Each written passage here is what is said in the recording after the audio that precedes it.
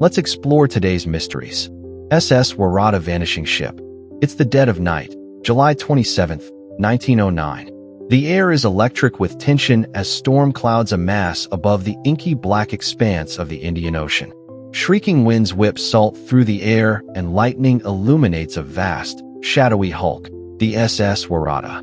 Laughter and clinking glasses echo from the grand saloon, then fade beneath the howl of the storm.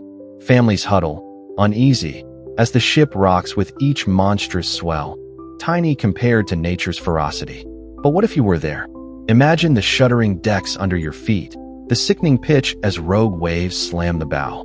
Thunder cracks like a warning shot as crew members, faces etched with worry, patrol the corridors. One of them, John Duncan, glances over his shoulder, swearing he saw a ghostly shape slip between lifeboats. The Waratah, only months old and boasting the height of Edwardian luxury, suddenly feels like a cage. At sunrise, the Waratah falls behind the Clan McIntyre, the last ship to see her. Off the coast of South Africa, the sea heaves, and passing vessels strain for signs, flares, distress calls, wreckage. Nothing but endless waves. By noon, the Waratah and her 211 passengers simply vanish. How could such a massive vessel disappear? Experts later pore over records, tracking the Waratah's last known position. Was it a catastrophic structural failure? A new sonar study, released just this year, mapped the seafloor near the suspected sinking area. Researchers identified what could be man-made shapes beneath 200 m of water. They theorize a rogue wave, a real oceanic beast measured by modern satellites, might have hit with more force than a locomotive. And yet, the questions multiply. Survivors from previous storms described the Waratah as top-heavy, prone to sudden rolls, a design flaw, or maritime myth fueled by panic. There were whispers, even in 2025, that a delayed SOS could have doomed rescue efforts. Was radio technology aboard really as advanced as claimed, or did a failed transmission seal their fate? The mysteries don't end at sea. In the decades that followed, desperate relatives sent expeditions thousands of kilometers, even hiring drones in the 2010s. Strange tales emerged, fishermen glimpsing a phantom ship in mist, a letter in a bottle washing ashore decades later. But every confirmed find, wood fragments, unmarked life rings, led nowhere conclusive. So, the ocean keeps its secret. Why has no definitive wreckage appeared when the Titanic and even lost World War II planes have been found? Did something, or someone, conspire to ensure the Waratah would never be discovered? Or is it simply nature's capacity for erasure, a reminder, as modern oceanographers admit, that more than 80% of our deep seas remain uncharted? You decide, was it a flaw, a freak wave, or something stranger still? One thing is certain, the Waratah's ghost haunts the deep, its silence daring us to look again, to wonder what else might be hiding beneath the waves, just out of reach. Steppe geoglyphs puzzle. Lightning splits the silent dawn, a jagged seam across the endless steppe. Grass bends in a chilling wind as the first drone hums overhead, capturing what no eyes could ever truly see from the ground. Hidden just beneath wiry tufts and ancient dust, vast patterns sprawl. Perfect rings, crosses, and swirling forms the size of skyscrapers, all etched into the earth of northern Kazakhstan. It's 2025, and the world is only now waking up to the greatest prehistoric puzzle on the planet, the steppe geoglyphs. Picture this. You're standing alone in the Turgai Valley. The smell of dry grass mixes with something older, stone, clay, secrets lost to time. Suddenly, a shape materializes as sunlight slants across the hilltop, across hundreds of meters wide carved from raised mounds. Now imagine hundreds of such forms, some so immense they eclipse football stadiums. Who built these monoliths and why? Ancient satellite images and fresh shots snapped by astronauts aboard the International Space Station reveal more every year, but only deepen the riddle. Some of these geometric giants were shaped nearly 10,000 years ago, thousands of years before the Egyptian pyramids, and long before the Nazca lines. Archaeologists have found stone tools, cooking sites, and traces of campsites nearby. But these were nomads, right? How could a people constantly on the move wrangle the labor and precision for such constructions without ever leaving a written word? Was it a ritual? A message to the skies? New spectral scanning tech hints that under some earthworks lie fire pits and rows of stones, like ancient calendars or solar observatories. But dig deeper, and the clues contradict. No burial sites, no obvious shrines, no carved idols. Just emptiness, as if the land itself refuses to confess. The stakes are intensifying now. Kazakh heritage authorities, with NASA's backing, scramble to protect the geoglyphs from road projects and scavengers. Drones buzz, analyzing soil and grass for microscopic clues. A single misplaced tire could erase a piece of the puzzle forever. And here's the real twist. Every discovery only unlocks more questions. Modern computer models show it would take hundreds of workers to move all that earth, a feat more in line with a settled, organized society than roaming bands of herders. Scholars debate in urgent Zoom calls. Could there have been a lost civilization here, one sophisticated enough to plot and build these giant markers, only to vanish without a trace? Your mind reels. Were these secret maps, tribal boundaries, or silent prayers to long-lost gods? How many more lie buried just below the steppes, waiting for the next technological leap to uncover their lines? So the Turgai steppe keeps its counsel for now, a living map of questions, a whisper from the Stone Age echoing across millennia. What do the steppe geoglyphs mean, and who carved their mystery into the bones of the land? The answers hover just out of reach, daring us to look again, and to wonder what else might yet rise from the grass as the future unfolds. Isdal woman's spy mystery. It's late November 1970. A biting cold wind sweeps through Norway's Isdalen Valley, the ominous Ice Valley. The crunch of hikers' boots over frostbitten leaves suddenly stops when they discover something chilling. A woman's lifeless, charred body sprawled across jagged rocks.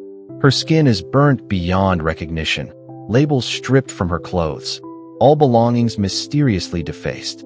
She is a ghost with no name, the Isdal woman, soon to become one of the Cold War's most baffling and haunting enigmas. Imagine her final days, a restless figure slipping through European cities, speaking flawless Flemish, German, and English, moving in and out of smoky hotel rooms under multiple false identities. Witnesses recall a woman who blended into crowds yet always seemed on edge, carrying coded notebooks, changing hairstyles and accents like a chameleon, leaving behind doors marked with strange symbols. What secrets was she guarding? What dangerous game was she caught in? The last chapter unfolded in Bergen, Norway, where she was seen alongside men in black suits. Was she a spy? A double agent tangled in the shadowy espionage web between East and West? Or a fugitive seeking escape from some undisclosed past? Forensic results tell a disturbing tale. High doses of sleeping pills mixed with charcoal, a toxic concoction. Was this carefully planned suicide? Or a cold-blooded murder staged to look like one? Theories multiply. Assassination by intelligence operatives? Suicide to avoid capture? The deeper you dig, the murkier the truth becomes. Decades later, new advances in DNA analysis narrow her origins to somewhere between southern Germany and the French-German border region. Yet her true identity remains locked away in official cold case files. Norway's police have reopened the investigation, but the valley still guards its secrets fiercely. Why were all labels removed from her clothing? Why were crucial markings scratched off her suitcases? What exactly did the coded messages found in her hotel rooms mean? And why did her travel route zigzag erratically across Europe in those final weeks? In an era when every move can be traced, the Isdal woman's anonymity defies explanation.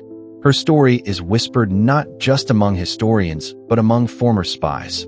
What truths did she hold that were so dangerous? Who benefited from her silence?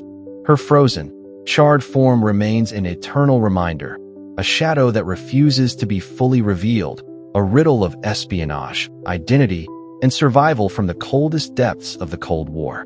What really happened in the Ice Valley? The answers linger in the dark, daring us to uncover a story still waiting to be told. Carnac Stone's alignment puzzle. A cold mist curls over the rolling fields of Brittany at dawn. As the first light touches the earth, you find yourself standing among thousands of towering granite monoliths, stretching in endless, silent rows that disappear into the horizon. The Carnac stones, over 3,000 massive standing stones, blanket the landscape in eerie, deliberate patterns. They predate the Egyptian pyramids and Stonehenge by millennia, yet their purpose remains one of humanity's oldest enigmas. Imagine the Neolithic builders, armed with only stone tools, dragging and erecting these colossal menhirs, some standing over 4 meters tall, across uneven ridges thousands of years ago. How and why did they accomplish such an immense feat? The stones are arranged in long, snaking lines that curve and twist seemingly without pattern. Visitors walk among them today, feeling the weight of questions as ancient as the rocks themselves. Centuries of theories swirl like Brittany's coastal winds. Were these lines a celestial calendar, aligned with sunrises, sunsets, eclipses, and lunar cycles? The grand menhir breeze, a broken but still towering stone, points to winter solstice sunsets, hinting at a cosmic purpose. Might priests have used these markers to forecast seasons for farming, or to foretell the movements of the heavens? Yet, other ideas cloud the mystery. Were the Carnac stones part of sacred rituals? Evidence of adjoining fire pits and hearths suggests gatherings, possibly rites of fertility or worship. Could they mark territorial borders between land and sea, or between warring tribes? Some legends wrap the site in myth. A Roman legion turned to stone by Merlin's magic, as local lore claims. Modern science scoffs at spells, but marvels at what the stones signify. Burial mounds and dolmens nearby add layers to the puzzle, but no definitive tombs are linked to the alignments. Unlike many ancient sites, Carnac offers no written records or symbolic carvings that unlock the builder's intent. Instead, the silence between the stones might hold a lost language, a riddle of purpose only discernible through light, shadow, and cosmic rhythm. The scale demands awe. Once thought to be over 10,000 stones, the remaining roughly 3,000 stones form perfect rows.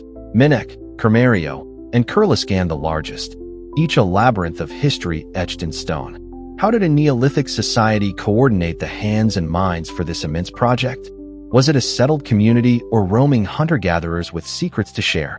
Today, archaeologists rush against time, trying to preserve Carnac from modern threats, roads, agriculture, and human touch that risk erasing the message forever.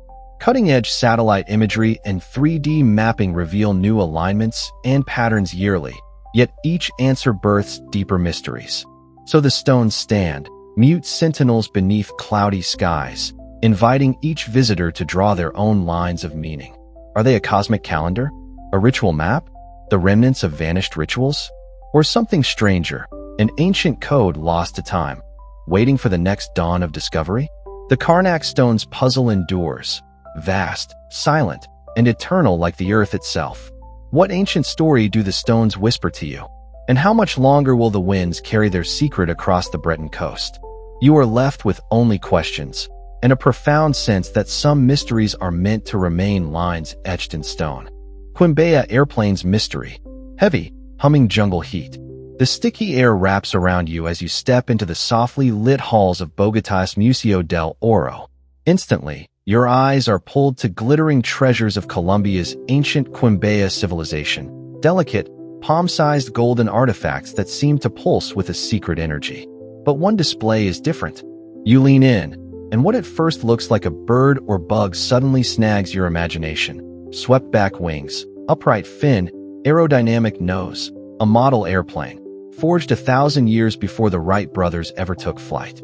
These are the Quimbaya airplanes, mysterious gold figurines crafted more than 1,000 years ago by masterful hands of the Quimbaya people. Most scholars say they're stylized representations of insects and fish. But as you circle the glass case, their uncanny resemblance to modern aircraft refuses to let go. The forms are precise, wings set at just the right angle for lift, streamlined fuselage, vertical stabilizers that mimic tail fins. Nothing quite like them exists in the animal kingdom, then or now. Here the mystery lifts off. In the 1990s, a team of German engineers, inspired by these very artifacts, built working radio-controlled models based on the airplanes. The result? They flew, smooth, swift, stable. The realization sent shockwaves through both the scientific and pseudoscientific worlds. Suddenly, questions crackle in the humid air. Could an ancient civilization have dreamed, perhaps even witnessed, machines of flight?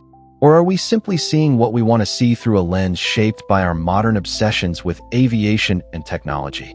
Peer closer. Some planes feature what look like delta wings, retractable landing gear, and tail rudders. Cryptozoologist Ivan Sanderson publicly declared that these shapes felt too mechanical, too deliberate to be pure coincidence. Yet, mainstream archaeologists counter that ancient cultures often stylized and exaggerated nature in art, creating forms that seem strange only to modern eyes. The Quimbaya, after all, lived amid a riot of biodiversity, gleaming beetles, agile birds, sinuous fish, all possible muse for a goldsmith's imagination. No ancient runways, blueprints, or failed prototypes have ever been dug from the Colombian soil. No poetic hints of sky travel survive in Quimbaya myth or oral legend. Instead, these artifacts sit at the threshold of what we know and what we yearn to believe, icons of lost knowledge or simply stunning testaments to artistic vision. As you exit the museum, the humid air buzzes with afterimages. What inspired those golden shapes? Were they offerings to sun gods soaring across the clouds, or intricate models born from dreams and keen observation? Each shimmering figurine dares you to decide, is this the ultimate ancient prototype or proof that imagination, not technology, can make anything fly? Linear, a undeciphered script. A chill wind carries dust across the cracked stones of ancient Crete, where the sun's fading light casts long shadows over scattered clay shards inscribed with strange symbols, a tangled script neither fully understood nor spoken for nearly 4,000 years. This is Linear A, the lost language of the Minoans, one of history's most beguiling puzzles. Imagine holding a fragment of this ancient tablet, the rough edges worn by time, yet etched with angular lines and loops forming signs no one can fully read. Discovered over a century ago by archaeologist Sir Arthur Evans in the palace ruins of Knossos, these inscriptions hint at a sophisticated society thriving between 1800 and 1450 BCE. Yet, unlike the related Linear B script, cracked in the 1950s to reveal early Greek, Linear A remains an indecipherable code locked in silence. Step closer, and you notice the symbols are more than random marks. Some seem to represent sounds, others entire words or quantities, suggesting a complex writing system combining syllabic and logographic elements. Yet without a bilingual key, scholars can only guess at their meaning. What sounds did these signs once represent? What stories, laws, or rituals did they capture before being sealed by time? Technological leaps bring new hope. Artificial intelligence combs through the 1,400 surviving inscriptions on clay tablets, seals, and pottery, scanning for patterns unperceivable to human eyes. Satellite imagery maps scattered Minoan sites, while computational linguistic models test thousands of hypotheses against dozens of ancient languages. Still, Linear A holds firm, its secrets tantalizingly close, yet frustratingly out of reach. Archaeological digs reveal clues. Linear A inscriptions appear mostly on administrative records, inventories of goods, religious offerings, or palace accounts. But their brevity frustrates efforts to decode a narrative or grammar. The Minoan language itself, once spoken fluently by a vibrant Bronze Age civilization, abruptly vanished as their palaces burned and cultures shifted. What if the language behind Linear A was completely unrelated to known tongues? Some propose connections to Anatolian or Semitic languages. Others suspect a unique, isolated tongue. Without a spoken descendant or Rosetta Stone, the code conceals an entire lived world. Social structures, beliefs, prayers, and daily lives remain locked away. Closure of the Minoan era meant the silencing of this script. No manuscripts, no oral tradition survived. So these clay relics speak only in riddles, a testament etched into earth and time that challenges scholars' perceptions of history. As the sun dips below the Aegean horizon, these weathered symbols shimmer faintly, whispering tantalizing fragments of a civilization's voice.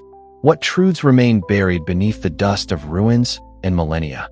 Could future innovations finally turn meaning into words, turning these mysterious scratches into a clear message from long ago? For now, Linear A stands as a haunting monument to human expression, an unsolved puzzle that dares us to listen harder, look closer, and imagine a world beyond the veil of silence. What will it take to finally read the language lost beneath Crete's sun-baked stones? The mystery endures, inviting every explorer to step closer and try to unlock a voice from the shadows of history. Disk of Sabu Mystery Artifact. Imagine a sunbeam slanting through the dust-choked air of a tomb deep beneath Egypt's desert plain. The heart of Saqqara, 1936. Archaeologist Walter Emery pushes aside debris, the nerve-tingling silence broken only by the scratch of a trowel against ancient stone. Suddenly, something strange, a piece of impossibly thin, perfectly carved schist, cold as river water. Gently, Emery assembles the fragments into a delicate, almost otherworldly form. A dish-like disc, 61 centimeters wide and rising barely 10 centimeters, crowned with 3 subtle, curved wings radiating from a central hole. In that breath-held moment, the disk of Sabu returns to the world after lying buried for almost 5,000 years. You reach out, lightly brushing the schist, a material so brittle, a slip would shatter it.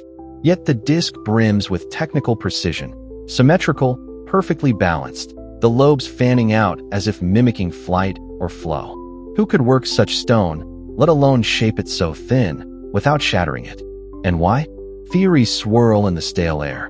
Was it merely a vessel, a stand for ceremonial purposes, or something lost to time? The fragile stone seems too delicate for practical use. But then modern engineers, enthralled by replicas spun in 3D printed models, watch as water swirls and jets. When set in motion, the disk acts like a pump impeller, drawing vortices and channeling force. Technology thought to be millennia in the future for its time. Could the disk of Sabu be the heart of an ancient centrifugal pump, meant to lift precious water from Nile-fed canals? Or is this modern ingenuity projecting itself backward, inventing purpose to fill the void? Other experts weigh in with dazzling alternatives. A ritual oil lamp casting triple flames, a flywheel storing motion for mysterious machines, even a kind of prehistoric boomerang. The disk's precision is beguiling. No two lobes are out of balance.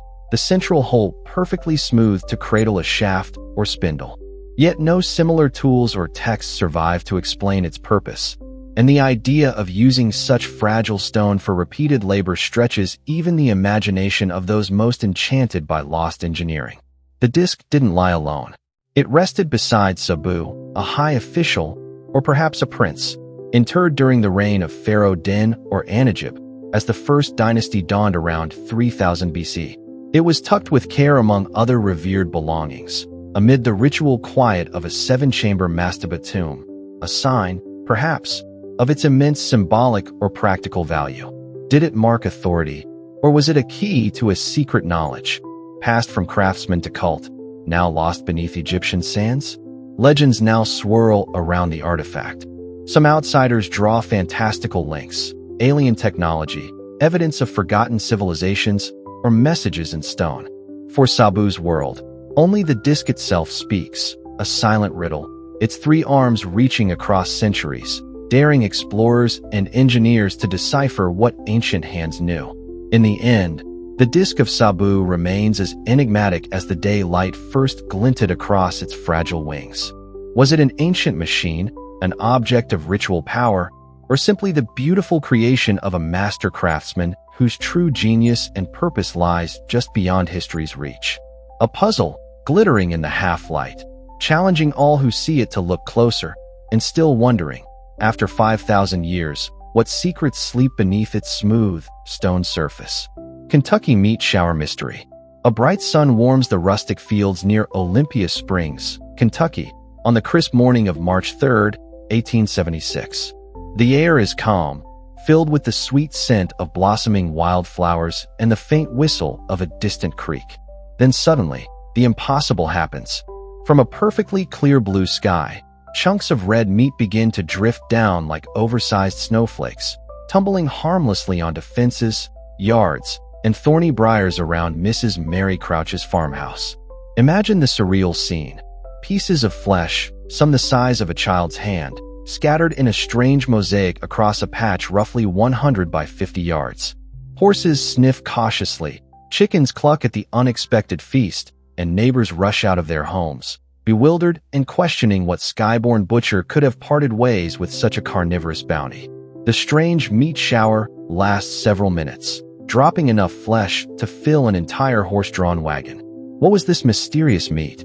The gathered townsfolk took their knives to fragments. Some swear it tasted like beef, others detected gamey mutton or even venison, while a few claimed it resembled bear meat, unusual for the area. Yet the samples confounded experts. Oddly bloodless, torn in ragged patches without the clean cuts of a butcher's hand, and offering no clear origin.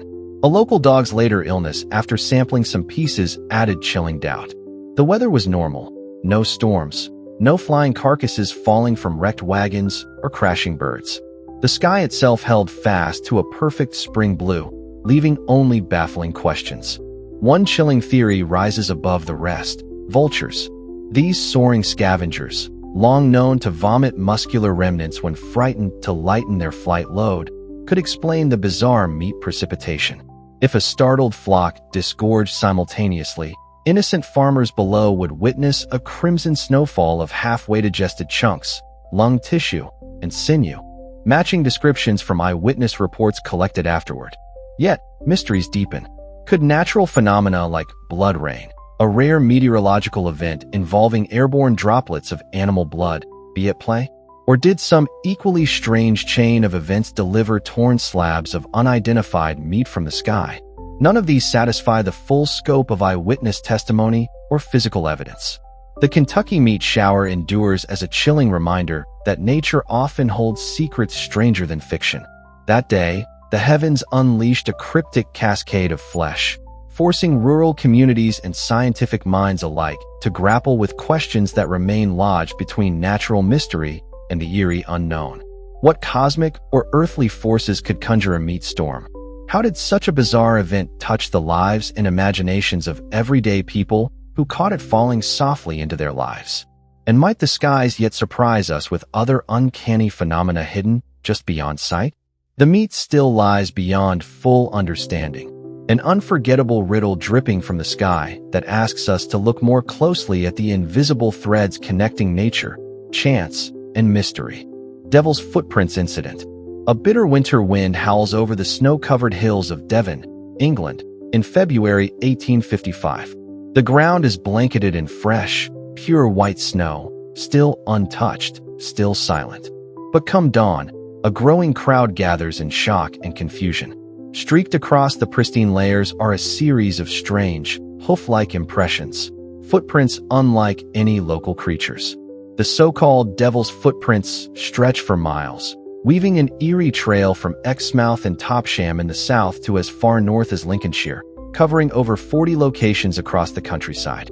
Each print is just 4 inches long, 3 inches wide, and spaced oddly close together, forming a single file line that meanders through impossible terrain. The prints defy all reason. They cross frozen rivers, scale rooftops, leap over walls, even pass through narrow drain pipes no wider than 4 inches.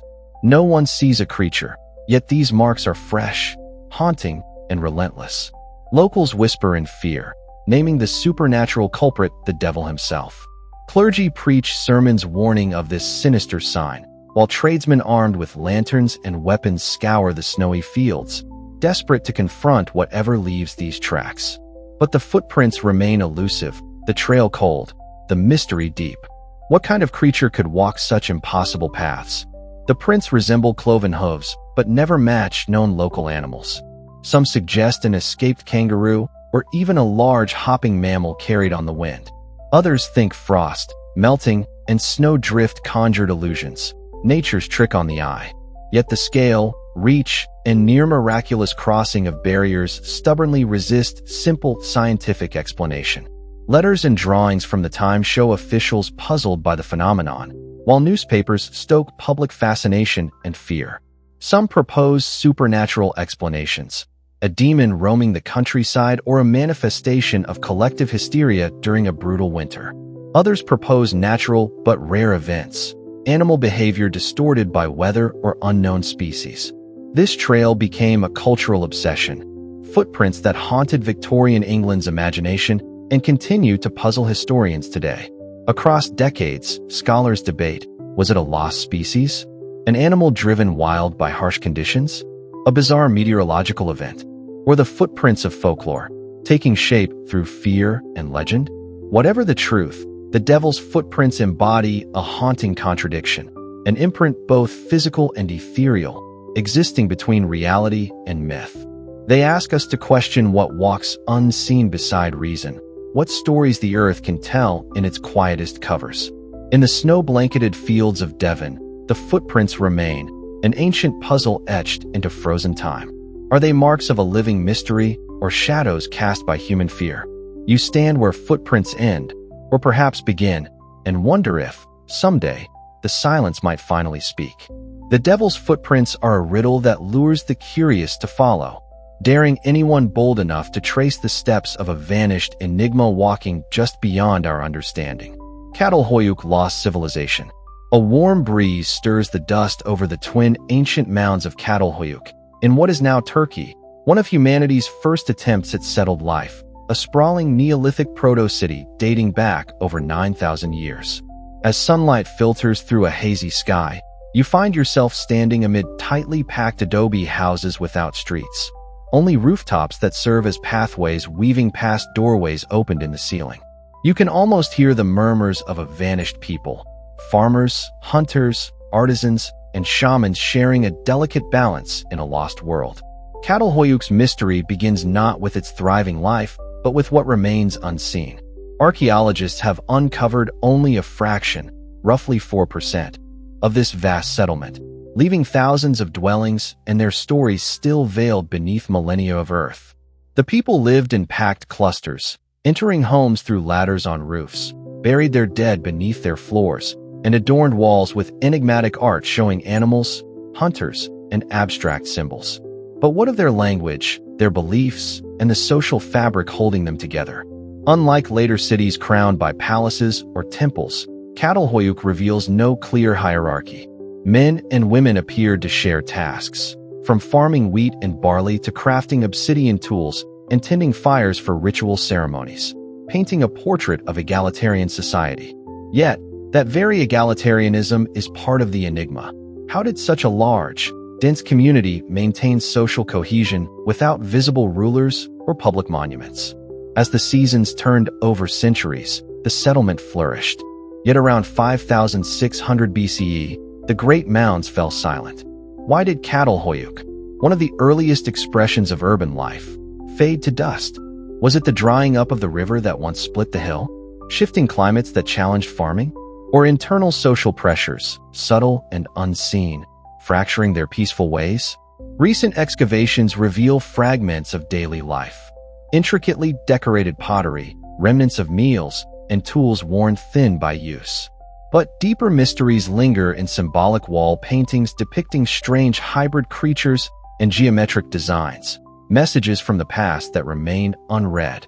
Did these artworks serve as spiritual guides, early mythologies, or coded knowledge passed among neighbors? Catal Hoyuk also challenges our view of urban origins.